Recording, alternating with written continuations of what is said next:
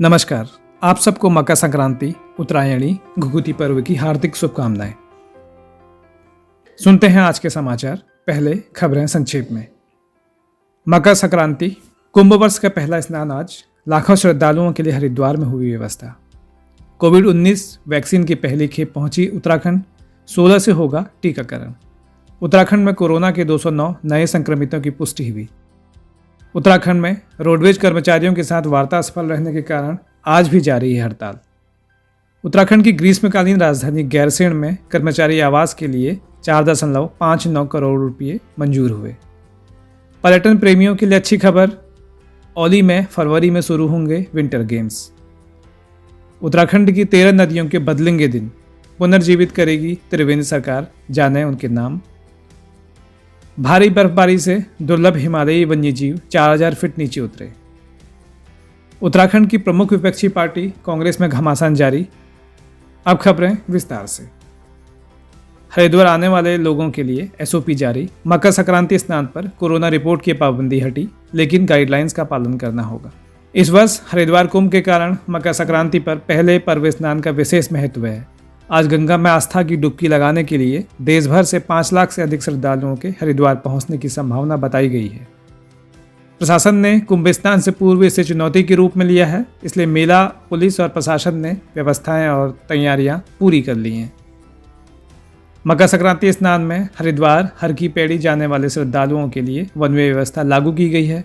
अपर road से यात्रियों को हर की पैड़ी नहीं जाने दिया जाएगा, जबकि बड़ा बाजार से हर की पैड़ी भेजा जाएगा। अपर रोड से वापसी कराई जाएगी। उधर भीमगोड़ा में भीड़ बढ़ने पर जसवंत घाट से कांगड़ा घाट वाले मार्ग से यात्रियों को हर की पैड़ी भेजा जाएगा।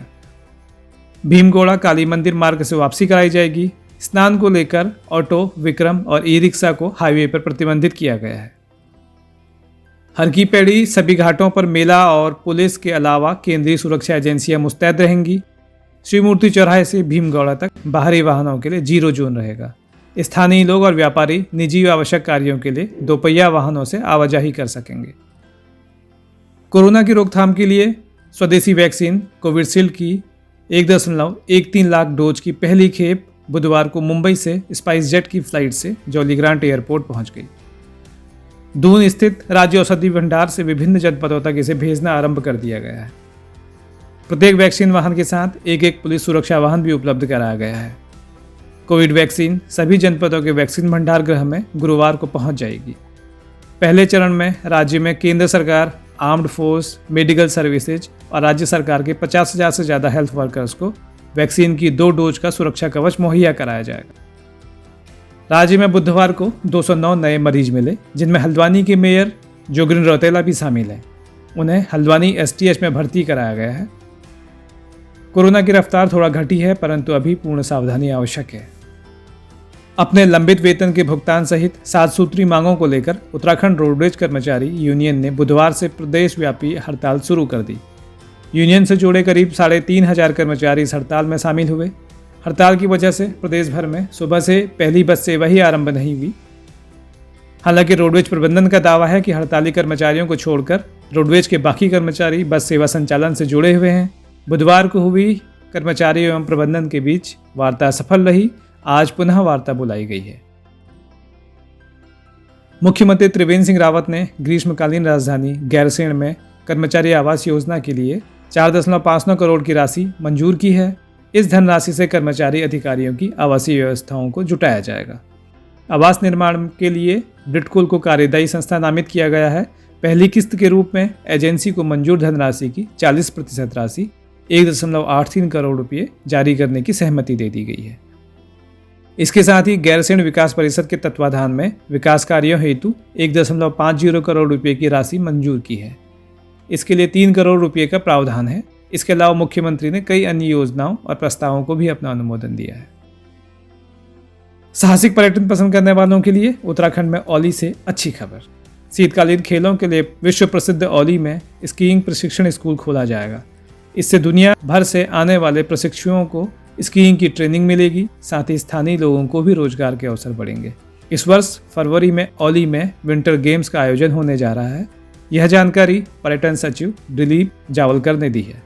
वन और श्रम मंत्री डॉक्टर हरक सिंह रावत ने बताया कि उत्तराखंड में रिस्पना की तरह 13 नदियों को पुनर्जीवित करने के लिए 90 करोड़ का प्रस्ताव तैयार किया गया है।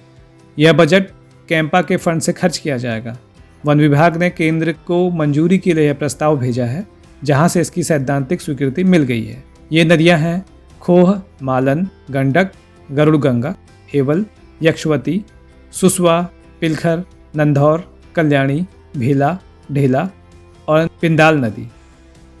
उत्तराखंड में सीमांत जनपद पिथौरागढ़ में मुनस्यारी एवं धारचूला के उच्च हिमालयी क्षेत्रों में भारी बर्फबारी के कारण हिमालयन थार, ब्लू शीप, कस्तूरी मृग, मुनाल पक्षी करीब 4000 फीट तक नीचे उतरकर घाटी के जंगलों में पहुंच गए हैं। आमतौर पर हिमालयी वन्यजीवियों का झुंड दिसंबर मध्य तक घाटी में आना शुरू हो जाता है, पर इस बार 5 जनवरी से उच्च हिमालयी क्षेत्रों में भारी बर्फबारी आरंभ हुई। इससे कई जगह तापमान -10 डिग्री सेल्सियस से नीचे पहुंच गया है, जिस कारण ये वन्यजीव अब प्रवास पर घाटी के जंगलों में पहुंचने लगे हैं। हिमालयी क्षेत्र में पिछले 15 दिनों में 6 से अधिक बार बर्फबारी हुई है।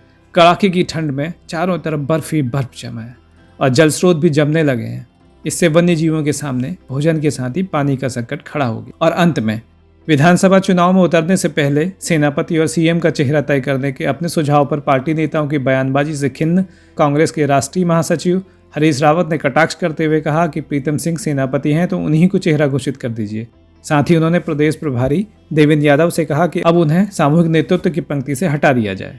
इसी के साथ आज के प्रमुख समाचार यहीं पर समाप्त होते हैं। आप सबको मकर संक्रांति पर्व की पुनः शुभकामनाएं और आपका दिन शुभ हो।